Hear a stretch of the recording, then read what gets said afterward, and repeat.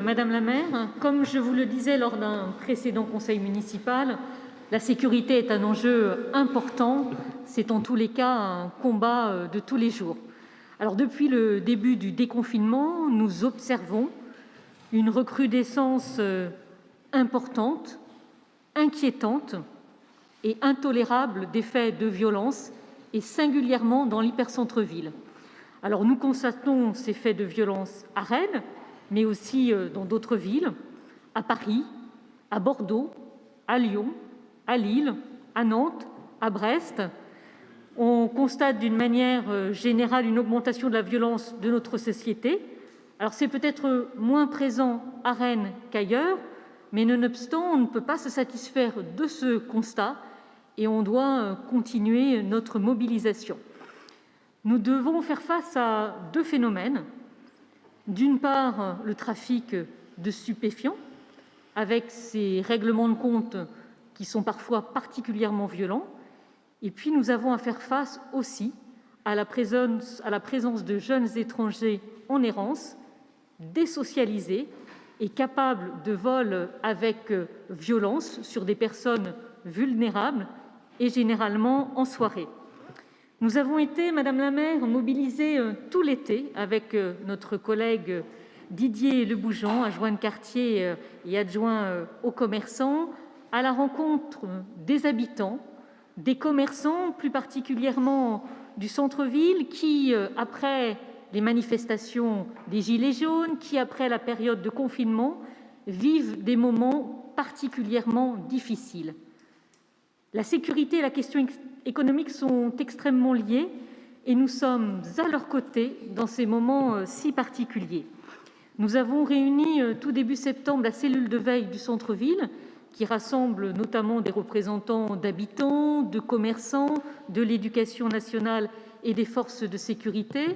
Madame la maire, vous avez tenu ici même à la mairie une réunion de crise avec Madame la préfète, avec Monsieur le procureur, Monsieur le directeur départemental de la sécurité publique pour intensifier et coordonner nos efforts et puis pour inscrire notre détermination et notre fermeté dans la durée et dans la continuité.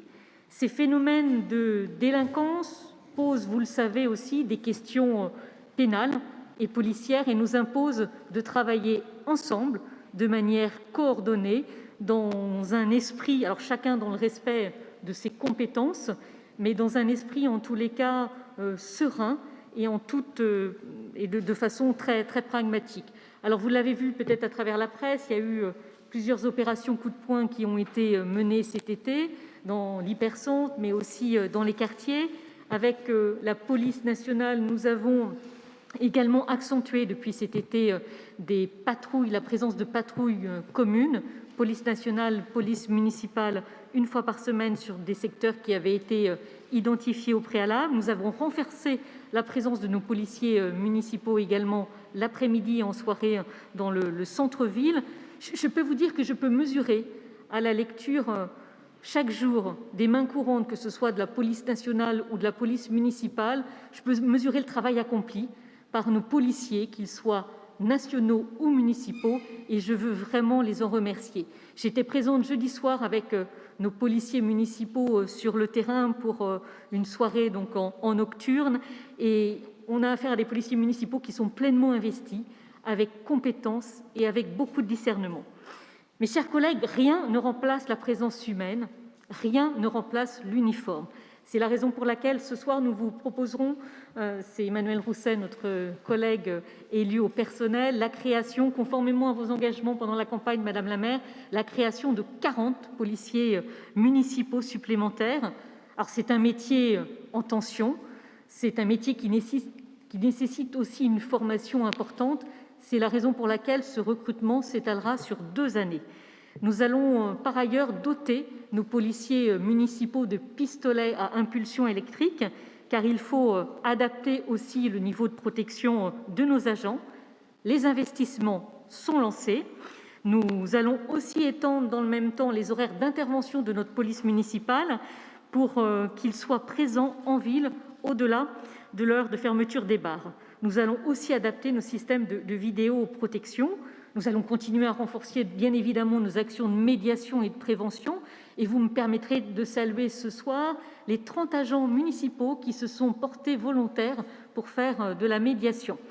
Alors, par ailleurs, je conduirai dans les prochains mois la démarche de renouvellement de notre stratégie territoriale de sécurité et de prévention de la délinquance, notre futur livre blanc 2021-2026, en y associant bien évidemment les habitants, les commerçants, dans un format qui reste à définir compte tenu du contexte sanitaire, mais c'est l'idée peut-être de mettre en place des ateliers sécurité, mais on pourra y revenir en tous les cas. Et je souhaite que chacune et chacun puisse ici, dans cette enceinte, y prendre toute sa place et toute sa part.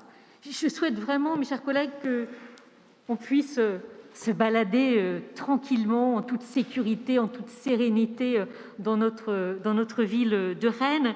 Le défi est important, nous en sommes pleinement conscients. Je crois qu'il faut être modeste.